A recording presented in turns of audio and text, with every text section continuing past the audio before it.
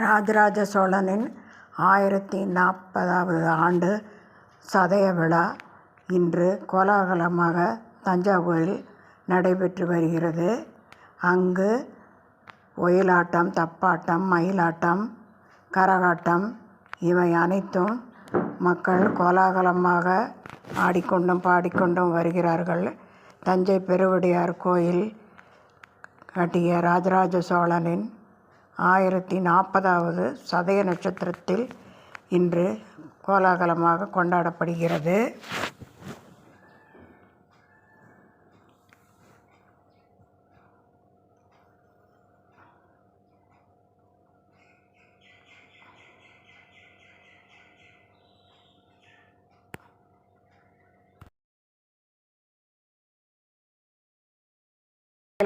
உட்கார்ந்து ஊர்வலம் வர்ற மாதிரிலாம் வேடம் அணிந்திருந்தார்கள். கோலாகலமாக கொண்டாடுகிறார்கள் தஞ்சாவூரில் இன்று.